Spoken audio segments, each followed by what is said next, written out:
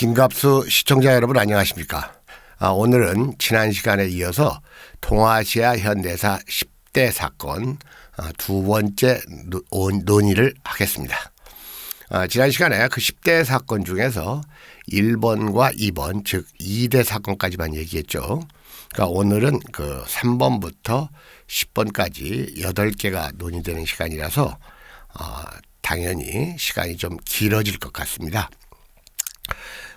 이 책이 동아시아 현대사 10대 사건을 다루는 이 책이 일본 그 아사히 신문사 기자들이 나름대로 이 객관적인 서술을 했다고 자부하고 있고, 실제 책의 내용도 다른 현대사 책에 비해서 객관적인 건 사실입니다. 그러나 그 사람들이 어디까지나 그 일본인들이라서 일본인의 시각, 또한 서구 취향적인 그 일본인들의 그 성향이 나타나는 것도 사실이고, 또한 그들이 놓치고 있는 그 역사의 이면의 진실, 그리고 간과하고 있는 그 핵심적 본질적 사건들이 있습니다.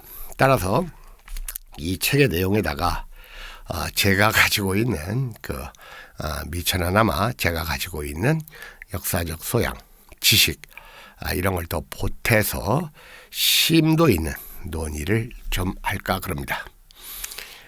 자, 여러분들 그 역사를 잊은 민족에게는 미래가 없다라는 그 유명한 말이 있죠. 그러나 역사를 잊은 민족보다 더 불행한 민족은 역사를 모르는 민족입니다. 또한 역사를 모르는 민족보다 더 불행한 민족은 역사를 잘못 알고 있는 민족이라고 할 수가 있겠습니다. 오늘 여러분들이 그 들으시는 그 강의 내용 중에는 여러분들에게 아주 생소한 내용, 저런 역사가 있었나 하는 것들도 있을 것 같습니다. 틀림없이 있을 겁니다. 그런 것들은 우리가 잘 모르고 있고, 이 제도권 역사 교육이 의도적으로 또는 본의 아니게 놓치고 있는 역사의 심층적 팩트라는 점을 여러분들께서 꼭 먼저 생각해 주시기 바랍니다. 지난 시간에 우리가 이 동아시아 현대사 10대 사건을 논의하면서 첫 번째로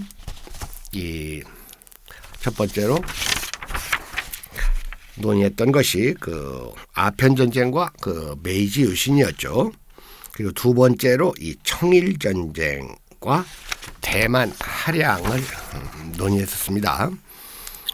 오늘 세 번째로는 러일 전쟁과 조선의 식민지화. 이 러일 전쟁이 1904년이고 을사늑약이 1905년이니까 시점상으로도 곧장 연결되죠. 그리고 실제로 우리나라가 일본에게 식민지 지배를 받게 된 명확한 시점은 1905년 을사늑약 때부터라고 봐야 됩니다. 우리가 러일 전쟁이라고 하면 보통 러시아와 일본이 전쟁을 해서 일본이 승리한 전쟁 정도로만 알고 있고, 이 전쟁으로 인해서 이 러시아는 이 한반도, 조선반도에서의 간섭 개입권을 철회하고 일본에게 물러난 전쟁이다 정도로만 알고 있지만, 사실은 이 러일 전쟁이야말로 우리나라 현대사 또는 동아시아 현대사에서 대단히 중대한 의미를 띱니다. 방금 말씀드렸던 대로 이 러일 전쟁으로 인해서 일본은 조선 독식을 러시아로부터 양보받은 게 아니라 구미 열강으로부터 용인받은 것입니다. 러일 전쟁 때 일본은 13,000명의 군대를 인천과 용산에 주둔시켰습니다. 바로 그 군대를 주둔시키는데 체결한 그 조약의 이름이 한일의정서죠. 조선 땅을 마음대로 군사기지로 사용할 수 있는 그 불법적인 권한이 명시된 조약입니다. 여러분, 이로부터 한반도에는 무려 115년간 외국 군대가 주둔하고 있습니다. 이렇게 긴 시간 동안 식민지 시대에는 일본군이, 그리고 8.15 이후에는 미군이 이렇게 한 세기가 넘게 주둔하고 있는 나라는 인류 역사에서 극히 드물다는 점을 우리가 먼저 인식을 해야 됩니다. 외국 군대가 이토록 장기적으로 주둔하고 있는 이 나라에 과연 이 자주권이라는 것은 무엇인가? 이런 것을 한번 꼭 되짚어 볼 필요가 있습니다. 아까도 얘기했지만 이 조선은 러일 전쟁으로 인해서 결단난 겁니다. 완전히 망해버렸다 그겁니다. 다만 제가 소개한 이 동아시아 현대사 10대 사건 이 책이 2008년에 발간됐어요. 그렇기 때문에 이 책의 내용에서는 일본과 러시아의 관계만 얘기됐지, 일본과 러시아가 전쟁을 하고 이것이 일본의 승리로 낙착되어서 일본으로 하여금 조선을 마음껏 침탈하게 만드는데 미국과 영국 그리고 프랑스까지 보이지 않게 결정적으로 작용했다는 점을 좀 놓치고 있습니다. 지난 시간에도 제가 그 방송에서 러일 전쟁의 승리가 러시아가 의도적으로 물러난 꼴이다 이런 말을 하니까 좀 당혹스러워하는 분이 있는데 그건 사실입니다. 당시 러시아의 국내 정정도 매우 불안했었지만 미국, 영국, 당대의 세계 최강국으로 들어선 그 제국주의 정부가 러시아를 회유, 압박한 면도 대단히 강합니다. 그리고 실제로 러일 전쟁을 통해서 일본은 그다지 얻은 것이 많지는 않아요.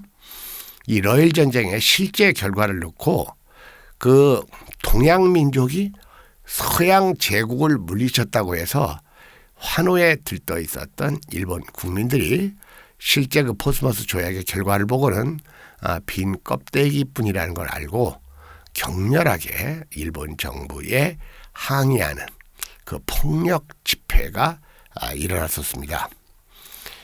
그 당시 그 대단히 폭력적인 그 데모가 동경 시내에서 일어났고 이로 인해서 또 벌어진 조선의 기구한 사건도 또 연결되어 있는데 그건 조금 이따가 말씀을 드리겠습니다.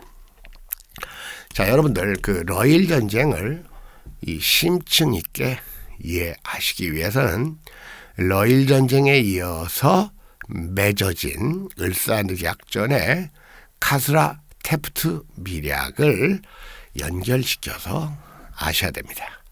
여러분들이 카스라 테프트 미략이라고 하면 카스라와 테프트, 그 당시 카스라는 일본 수상이고요. 테프트는 미국 육군 장관인데요. 물론 그 테프트는 그 다음번 시어도어 루즈벨트 대통령에 이어서 그 다음번 미국 대통령이 됩니다. 이 두 사람 사이에 맺어진 미략이다. 미략이기 때문에 그때는 발표되지가 않았고 30년, 아마 정확히는 25년일 것 같습니다. 25년 후에 공개된 그 외교문서에 의해서 세상에 드러나게 됐다. 이 정도를 알고 있을 겁니다. 또한 이 카스라 테프트 미략으로 인해서 일본은 조선을 독식하는 대신에 미국은 필리핀을 식민지화하는데 합의됐다.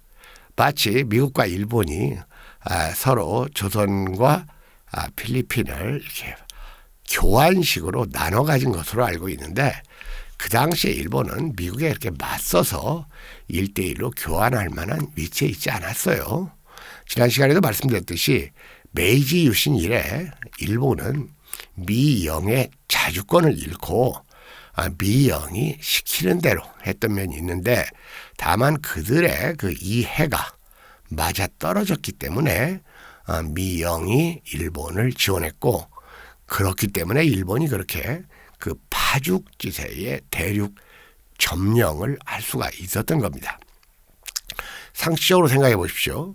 당시에 러시아는 최소 200만 육군을 보유하고 있었던 일본보다 훨씬 강한 군사력을 가지고 있던 나라입니다. 그런 나라가 그토록 허무하게 일본에게 물러난 데에는 당대 최강 대국이었던 미국과 영국의 협작적인 일본 지원이 있었다는 점을 놓쳐서는 안 됩니다. 좀 이상하지 않습니까? 일본이 청일전쟁에서 이긴 것까지는 이해가 되는데 러일전쟁에서도 그렇게 쉽게 이겨? 일본이 그렇게 강국이었단 말이야? 자, 이런 의문이 좀 들지 않았습니까? 우리가 역사를 공부할 때 바로 이 러일전쟁에서 이 을사늑약으로 이어지는 이런 역사의 심층을 제대로 이해하기 위해서 여러분들에게 권하는 또 한 권의 책이 있습니다. 정확히 얘기하면 두 권이 되겠네요. 이 한 권은 무엇이냐면 임페리얼 크루즈라는 책입니다. 임페리얼 크루즈에서 미국과 영국이 일본을 어떻게 암암리에 또는 노골적으로 지원해서 일본으로 하여금 조선을 독식하게 했는가. 여기에 좀 아주 조선으로서는 기가 막힐 정도로 기구한 역사의 쓰라린 단면이 숨어 있습니다. 이 임페리얼 크루즈라는 책이 있습니다. 1905년 그 미국 대통령 시어도어 루즈벨트. 여러분들 미국 대통령은 그 루즈벨트가 두 명이 있습니다. 하나는 그 시어도어 루즈벨트. 그리고 또 하나는 2차 대전 중에 2차 대전 막바지에 죽어서 그 트루먼에게 대통령직을 인계한 그 루즈벨트가 또 있죠. 여기서 지금 논의하고 있는 루즈벨트는 시어도어 루즈벨트고 실제로 이 시어도어 루즈벨트는 2차 대전 당시에 루즈벨트보다 더 미국인들에게 존경받는 대통령입니다. 1905년에 이 시어도어 루즈벨트는 미국 외교 사상 최대 규모의 외교 사절단을 태평양 아시아에 파견합니다. 80명의 일행이 이 샌프란시스코 항을 출발한 것이 7월 5일입니다. 7월 5일. 1905년 7월 5일입니다. 여러분 을사늑약이 1905년 11월 27일에 아마 맺어졌을 겁니다. 이 사절단에는 당시 그 미 육군 장관 아까 소개했던 대로 태프트 나중에 그 시어도어의 뒤를 이어서 27대 미국 대통령이 되는 인물이죠. 150kg이 넘는 거구입니다. 그러니까 지금 미 국무장관 폼페이오보다 한 1.5배 정도, 한 1.3배 정도 더 나가는 거구입니다. 육군장관 태프트를 비롯해서 상원 의원 7명, 하원 의원 23명 외에 다수의 군 장성과 장교 그리고 민간 관료가 포함되어 있었습니다. 그런데 여기서 특기할 만한 것이 바로 이 일행 가운데 대통령의 딸 루즈벨트의 딸 21살짜리 앨리스가 들어 있었던 겁니다. 이 앨리스는 그 미국의 세속 언론, 그러니까 요즘은 이제 기레기라고 많이 하는데 이 세속 언론들에게 관심의 표적이 되어 있는 이른바 스타였습니다. 그러니까 그 예전에 그 제클린 케네디, 나중에는 제클린 오나시스가 됐지만 이 제클린 케네디나 또는 마럴린 몰로 이런 그 여성들보다도 더 그 인기를 독차지했던 대통령의 딸이에요. 루즈벨트는 이 항해에다가 제국의 항해라는 이름을 붙였는데 바로 이것을 영어로 해서 임페리얼 크루즈가 되는 거죠. 그리고 바로 이 임페리얼 크루즈 외교 사절단의 아시아 태평양 파견은 향후 동아시아에 심도 있고 장기적인 그 영향을 미쳤던 겁니다. 책 임페리얼 크루즈의 저자는 제임스 브래들리입니다. 이 저자는 제국주의 미국의 음습한 비밀 외교의 실상을 100년 만에 폭로한 것입니다. 저자는 당시 미 외교 사절단이 이동한 그 제국의 항해 코스를 100년이 딱 지난 2005년에 직접 답사하면서 이 책을 썼습니다. 미국 대통령 시어도어 루즈벨트는 알려진 것과는 딴판으로 집단 수용소를 만들어 고문 그리고 민간인 사륙을 자행했으며 하와이와 쿠바 그리고 필리핀 같은 약소국을 강점한 전쟁 광의자 백인 우월주의자였습니다. 루즈벨트는 앵글로 섹슨 문명이 동쪽에서 서쪽으로, 즉 유럽에서 미국으로 그리고 미국에서 태평양으로 확장해야 한다는 이상한 신념을 가진 인종주의자였고, 의외로 이런 신념을 가진 인종주의자들은 유럽에 허다했습니다. 이 조선의 운명을 결정한 카스라 테프트 밀약은 바로 루즈벨트의 임페리얼 크루즈가 성사시킨 이 핵심 공작 중 하나였습니다. 조선은 그해 11월 27일 일본과 바로 을사늑약을 체결합니다. 1905년 여름 도쿄와 워싱턴 사이에는 비밀 메시지가 태평양 해저 케이블을 통해 분주히 오가고 있는데, 이 비밀 메시지에 대해서 알고 있는 미국 정치인은 극소수에 불과했었습니다. 미국 육군장관 태프트는 일본 총리 카스라와의 극비 회동에서 일본이 아시아 대륙으로 확장에 들어가도 좋다고 허락받는 비밀협정서에 서명을 했습니다. 사실 그 미국 대통령이 상원의 승인 없이 다른 나라와 조약을 맺는 것은 헌법에 위배되는 일이에요. 그러나 루즈벨트는 일본과 비밀 협상을 벌이는 동시에 당시 전쟁 중이던 러시아와 일본 사이에서 중재자, 그 앞에 정직한이란 말을 붙여서 정직한 이 중재자 역할을 한다고 했습니다.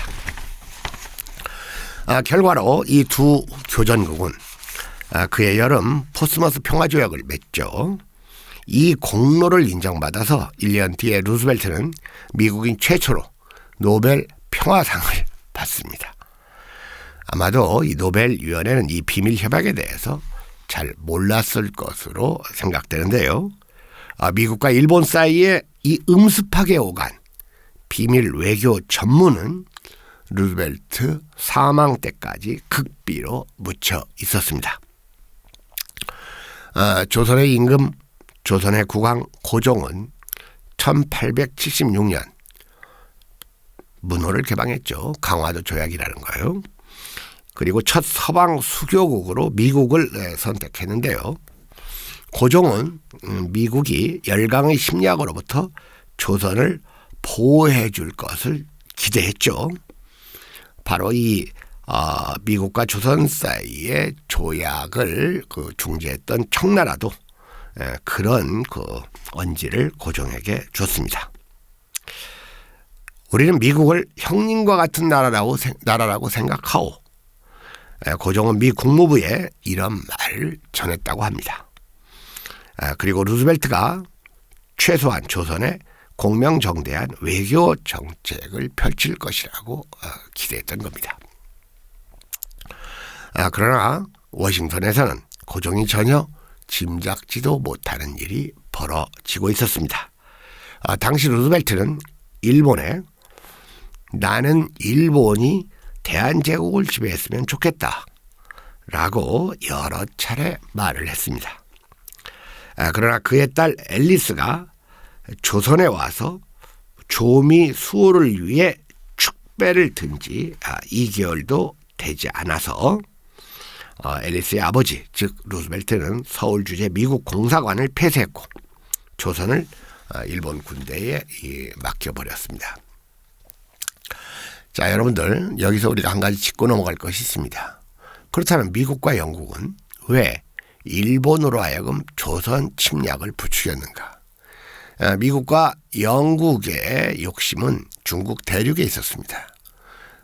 실제로 지난 시간에 얘기했던 아편 전쟁을 통해서 그런 걸 기획하고 실제 전쟁으로 행동에 옮겼죠. 중국 대륙에 있었고 영국, 프랑스, 독일 등은 중국 대륙의 영토에도 욕심이 있었지만 영토가 넓은 미국은 이 중국 대륙을 경제적으로 침탈하려는 그런 야욕을 가지고 있었어요. 이러려면 일본을 그대로 둔 채 일본과 적대 국가인 채 이 한반도를 통해서 중국에 들어가면 말 그대로 이 뒤통수가 불안하다 그겁니다. 따라서 중국을 제대로 위험 부담을 갖지 않고 공략하려면 일본을 자기네들이 수중에 넣어둘 필요가 있었기 때문에 어느 정도 일본이 원하는 것을 들어주는 이 제국주의 국가들끼리의 야합이 있었던 것이고 이런 미영의 지원이 있었기 때문에 일본이 제국주의 국가로서 이 아시아를 전쟁으로 물들일 수가 있었던 겁니다. 이런 저간의 사정도 모르고 또한 제국주의, 군국주의로 치달은 일본의 현대사가 뭐가 그리도 자랑스러워서 메이지 유신으로 일본은 강대국이 됐는데 조선은 그렇지 못했다 해가지고 상대적으로 대조하는 역사관을 피력하는지 그런 것이야말로 바로 제국주의 식민사관이라는 것을 이제는 여러분들이 새롭게 인식하셔야 됩니다. 당시 그 현장을 지켜본 한 미국 외교관은 침몰하는 배에서 도망치는 쥐새끼들처럼 미국이 조선을 버리고 도망쳤다. 이렇게 표현했어요. 미국은 일본의 조선 통치를 승인한 첫 번째 나라인데 이건 승인이 아니라 사실은 부추긴 겁니다. 교사했다고 할 수도 있어요. 이 고종이 보낸 밀사들이 일본의 만행을 중지시켜달라고 간청하자 루즈벨트는 조선은 이제 일본의 일부분이니까 앞으로는 도쿄를 통해서 탄원해야 될 것이다. 이렇게 말했습니다. 이 루즈벨트는 이 조선을 배신함으로써 아시아 대륙에 대한 일본의 영토 확장 계획을 결정적으로 이제 지원을 했죠. 그리고 수십 년 뒤에 바로 또 다른 루즈벨트, 프랭클린이죠. 프랭클린 루즈벨트는 이 시어도어 루즈벨트가 행한 비밀 협약과 인과관계를 가지는 엄청난 전쟁의 소용돌이에 휘말리게 되었습니다. 자, 여러분들, 이 1905년 이래로 이 미국은 아시아에서 여러 차례 큰 전쟁을 치렀어요. 대표적인 게 그 진주만 기습으로 시작된 태평양 전쟁, 그리고 한국 전쟁, 베트남 전쟁 등입니다. 그럼에도 불구하고 한 세기가 지나도록 이 루즈벨트의 비밀 사절단에 대한 진실은 세상에 알려지지 않은 채 역사의 이면에 묻혀 있었던 겁니다. 그 비밀 외교 행각의 의미는 미국은 좋은 나라라는 신화를 지키기 위해서 감추어지고 무시된 것이다라고 이제 저자는 말하고 있어요. 자, 여러분, 그 미국 사우스 타코다주 이 블랙힐스 마운틴이라고 들어보셨죠? 거기에 러시모어에 바로 큰바위 얼굴이 있습니다. 큰바위 얼굴 들어보셨죠? 관광객이 아직도 많이 찾는 장소입니다. 그리고 여기에는 만국기가 휘날리는 가운데 4명의 미국 대통령 얼굴이 거대한 이 화강암 바위에 조각되어 있습니다.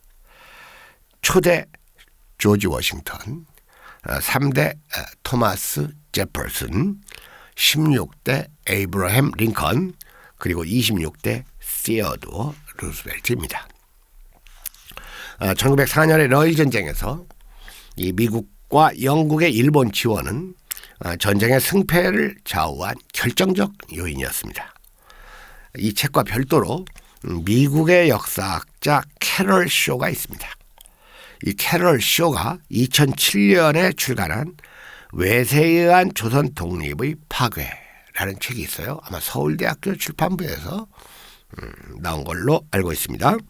이 외세에 의한 조선 독립의 파괴는 루스벨트가 러일 전쟁 당시 일본의 전쟁 비용을 지원하기 위해서 미국의 사업가들을 적극적으로 이끌어들인 사실을 밝혔습니다.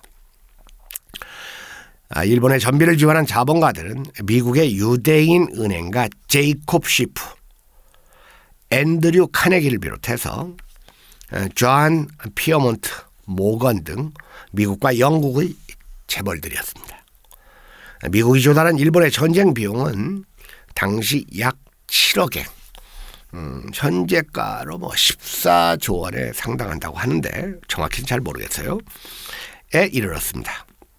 한국에서 활동한 선교사 2세 캐럴 쇼는 100년 전 미국이 공공의 선이라는 미명하에 작은 나라 조선의 국권에 어떤 짓을 저질렀는지를 생각해보라.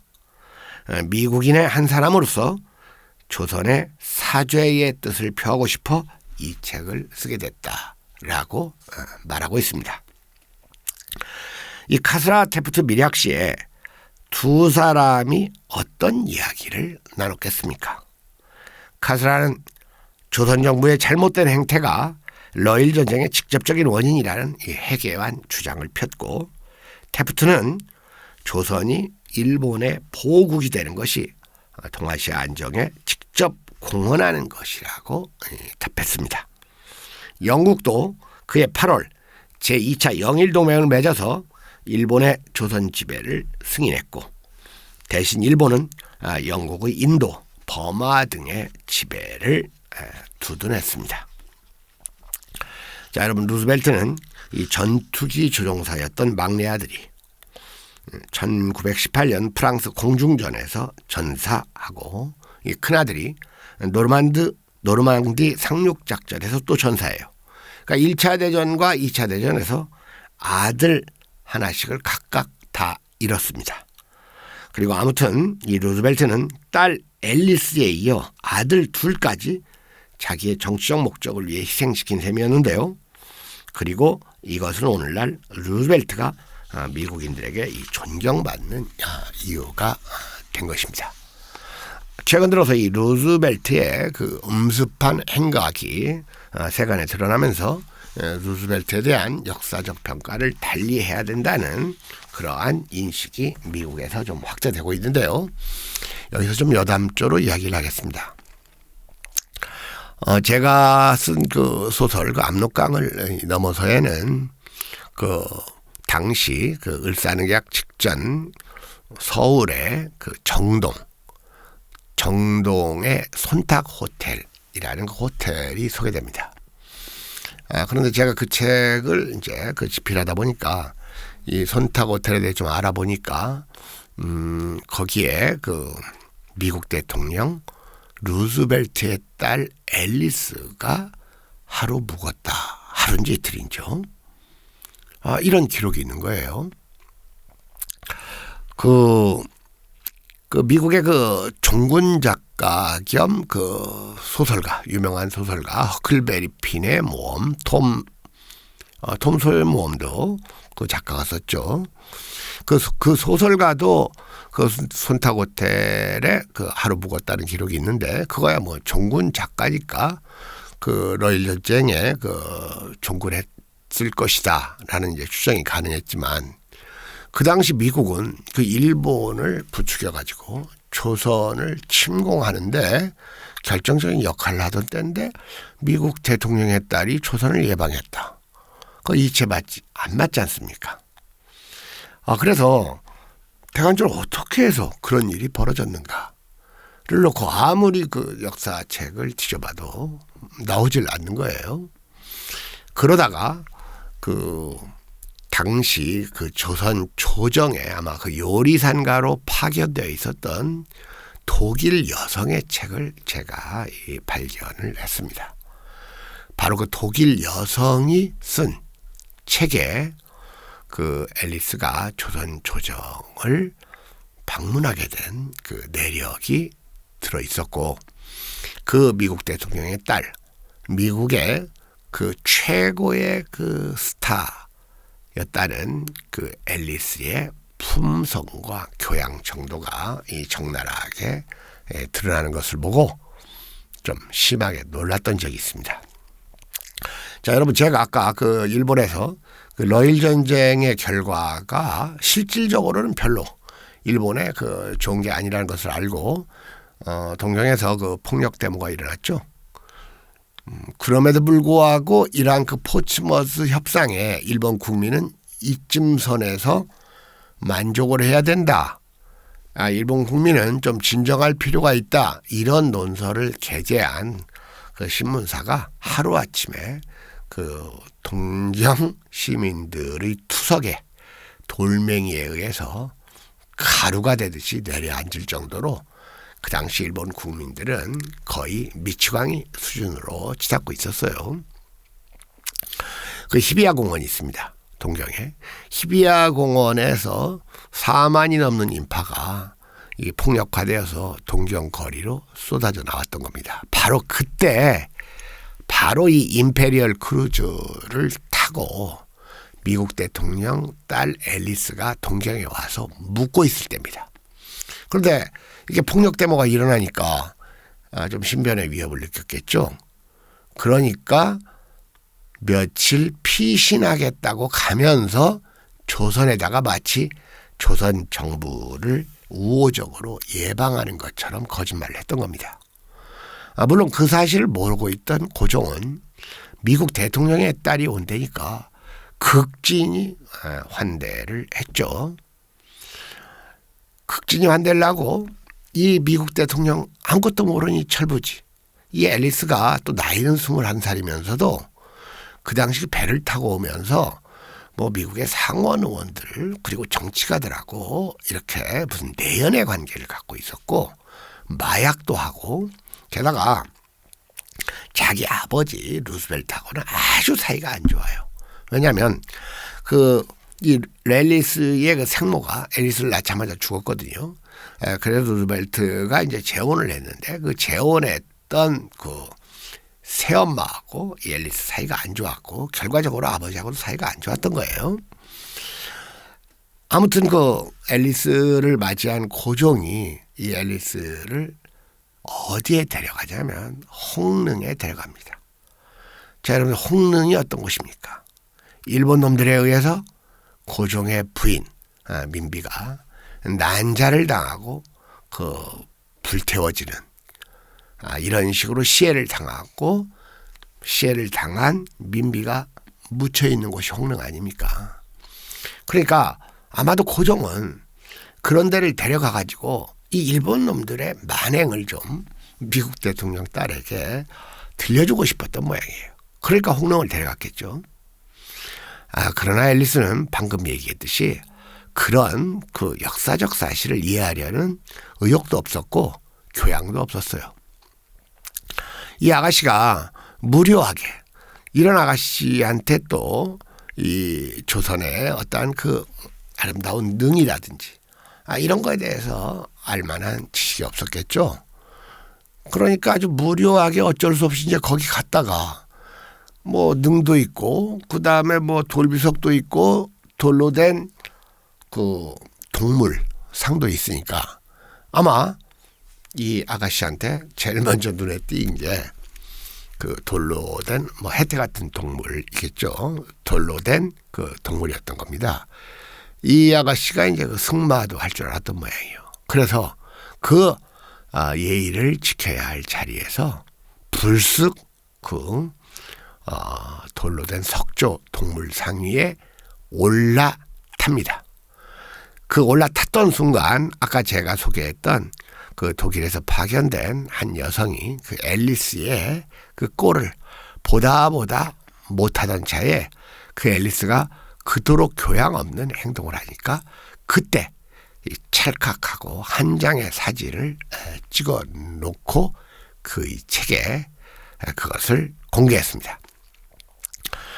이 21살짜리 앨리스는 대체로 이렇게 먼 거리에서 사진, 그리고 이 실루엣이 포착되는 사진으로 인해서 대단히 고혹적인 여성인 것처럼 미국 언론에 보도되었는데, 앨리스의 말 그대로 쌩얼, 민낯이 사진에 의해서 이렇게 드러난 것은 그 독일 여성의 그 촬영 때문인데, 제가 그 사진을 보고 깜짝 놀랐습니다. 미국 대통령 땅 앨리스의 이른바 외모는 평균 이하 정도에 불과했었던 겁니다. 자, 그렇기 때문에 우리는 이 러일 전쟁과 을사늑약을 떼어놓고 볼 수가 없고, 그 다음에 이 임페리얼 크루즈와 함께 이 러일 전쟁과 을사늑약을 이해하는 것이 우리 역사의 심층적 이해가 되는 것 같아서 제가 좀 부연 설명을 좀 길게 했습니다. 동아시아 현대사 10대 사건의 네 번째, 신해 혁명을 들고 있습니다. 그리고 이 신해 혁명의 여파로 중국에서는 이른바 이 인민운동이 활성화됐죠. 이 신해 혁명이라고 하면 1911년이라고도 하고 12년이라고도 해요. 그러니까 신해 혁명은 11년 말까지 지속되다가 11년 말과 12년 초에 섣달 금음과 정월 초하루 사이에 이 신해 혁명이 성공을 하죠. 그러니까 신해 혁명의 연도가 11년으로도 나오고 12년으로 나오는데요. 바로 이 신해 혁명을 영도한 지도자는 여러분들도 알다시피 순원, 손문이죠. 그리고 손중산이라고도 얘기되는데 바로 중산은 손문의 호입니다. 청조를 무너뜨렸죠. 이 손문은 그 한족주의자예요. 그래 노골적으로 이 만주족에 대한 이 적개심을 부추겼고 그 청조를 그 타도의 대상으로 삼았던 거죠. 그러나 이런 것과는 별도로 그 손문이 혁명가로서 위대한 역사적 인물이라는 것은 부인할 수가 없습니다. 실제로 이제 가까이서 들여다보면 손문도 참 아주 그 이상하고 괴상한 이 인격체이고 아주 특이한 사람인 건 사실인데, 그 중국에 대한 애국심과 그 혁명가로서의 그 저돌성과 진취적 기상은 중국 역사에 대만과 중국 양쪽에서 다 국부로 추앙될 대기에 손색이 없습니다. 그렇게 되자 일본은 아까 얘기했던 대로 조선에 이어서 중국에까지 이제 침략의 이 마술을 뻗쳐요. 이거에 저항해서 우리가 잘 알다시피 1919년 이 3.1 항쟁이 발발하죠. 올해가 이 3.1 항쟁 100주년 해라고 하는데 3.1 운동이라는 이 명칭을 고쳐야 한다는 여론이 들고 있는 건 지극히 당연한 사실입니다. 8,000명씩이나 죽은 이 사건을 운동이라고 말하는 것은 부적절하죠. 또한 이렇게 많은 사람들이 실질적인 무장 저항을 하지 않고 만세운동을 부르다가 대다수가 죽어간 것은 당시 이 운동을 처음 발화시켰던 이른바 민족대표라는 이름의 실제적인 민족대표도 아닌 이 타협주의자 부르주아 지식인들의 책임도 따로 추궁돼야 할 겁니다. 그리고 이제 중국에서는 바로 그 오사 봉기, 오사 항쟁이 발발하게 됩니다. 이 동아시아 현대사 10대 사건 5번째는 이 만주 사변과 만주국 설립입니다. 여러분 만주사변을 그 1931년 기억하십시오. 31년이 만주사변이고 이로부터 6년 후인 37년이 중일전쟁인데 실제로 이 만주사변에서부터 중일전쟁이 시작된 셈이에요. 자, 일단 우리가 그 중국의 지리에 대한 기본 지식은 좀 필요해요. 중국은 저쪽 서부에 신장, 티베트, 이 청해 지역이 있죠. 그런데보다도 중국의 이 본토를 가지고 얘기할 때 중국의 본토를 크게 남과 북으로 양분하면 양자강이 기준이 됩니다. 장강이라고도 하죠. 이 양자강을 기준으로 해가지고 북쪽을 강북 또는 화북이라고 하고 이 남쪽을 이제 강남이라고도 하죠. 그래서 이 중국의 이른바 그 본토는 강북과 강남으로 나누어집니다. 그런데 또 어떻게 나누어지냐면 그 중국의 본토와 그 다음에 이른바 만주 지역이 있습니다. 그러니까 만주 지역이 중국의 중원에서 볼 때는 동북 쪽이에요. 그러니까 이 만주 지역의 정식 명칭은 동북입니다. 그래서 이제 동북에는 세 개의 성이 있죠. 동북 삼성. 그래서 맨 위에 동북 쪽에서부터 내려오면 그 하얼빈이 있는 흑룡강성, 해이룽장성이죠. 그 다음에 그 중간에 길림성이 있습니다. 길림이 있는 지린성이죠. 그 다음에 이제 맨 남쪽으로 와서 이른바 남쪽 만주라고 하는 그 요녕성이 있습니다. 이 세 성을 동북 삼성이라고 하는데 이 요녕성과 이 중국 본토 중간에 그 발에만 있는 그 해안 쪽에 산해관이라는 관이 있죠.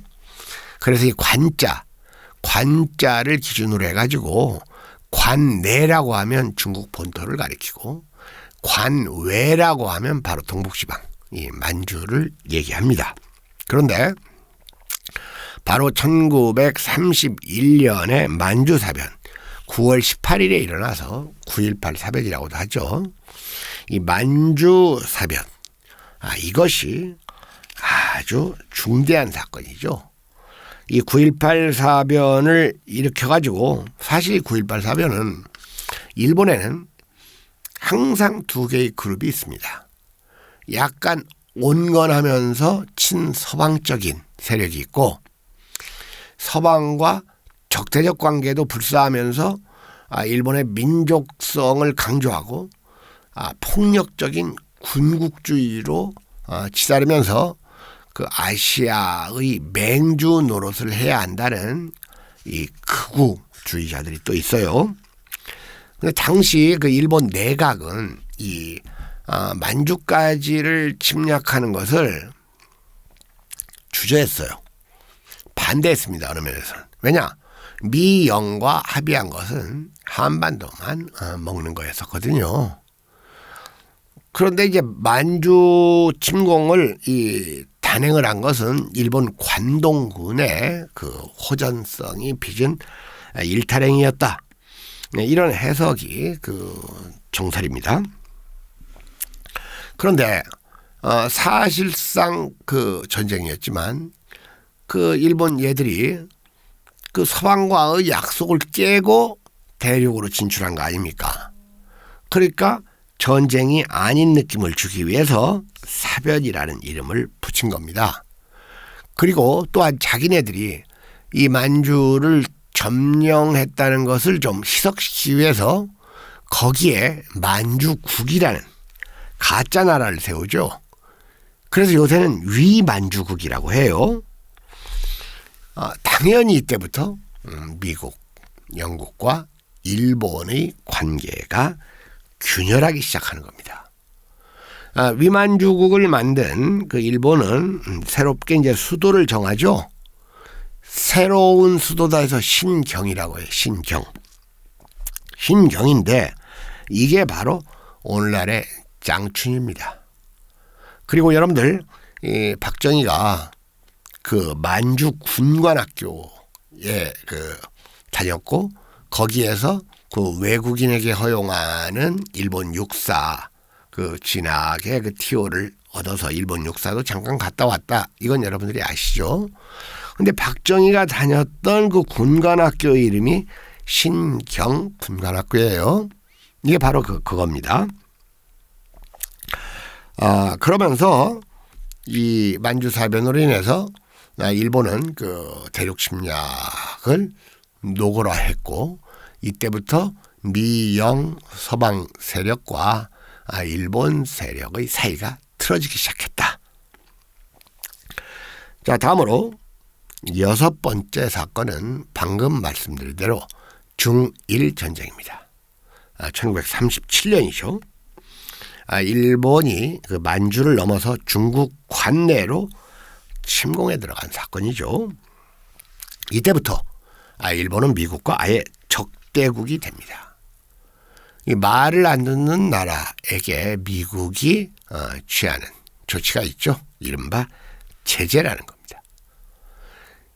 적극적으로 일본에 제재를 가해요. 근데 제재 중에서 제일 무서운 것은 원유 공급의 차단입니다.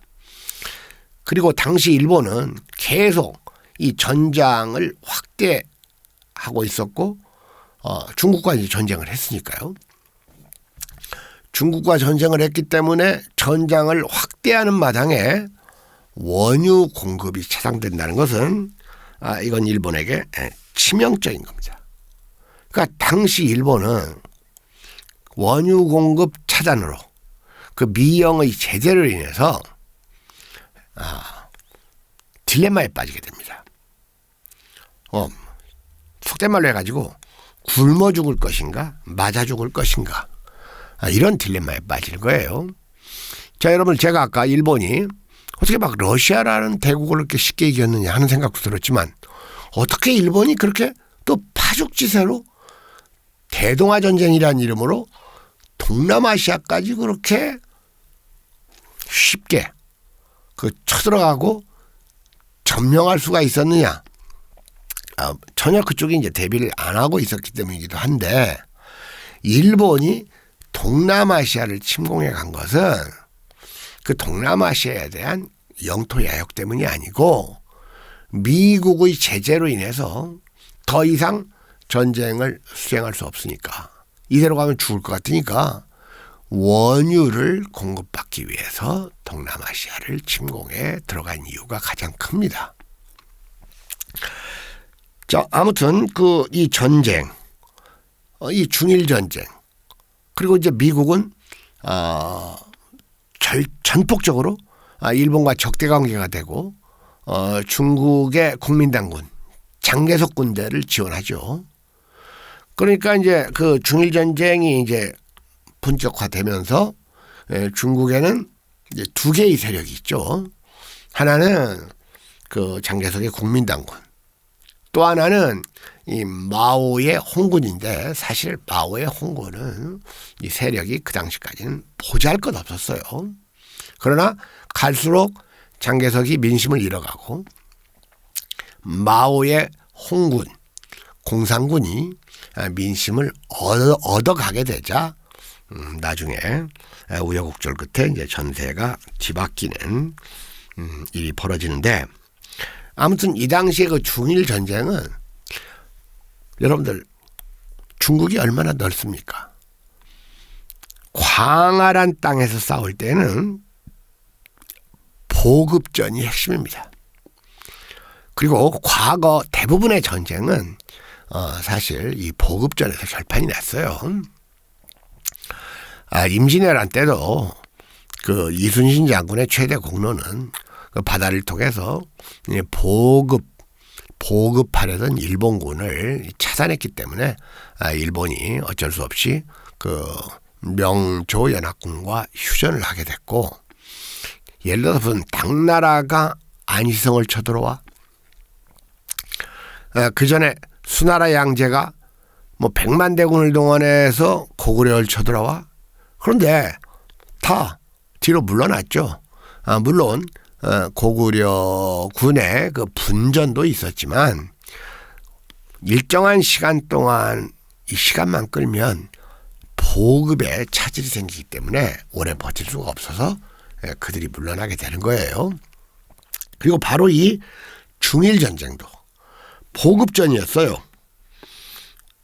그런데 일본군은 보급이 차단됐습니다.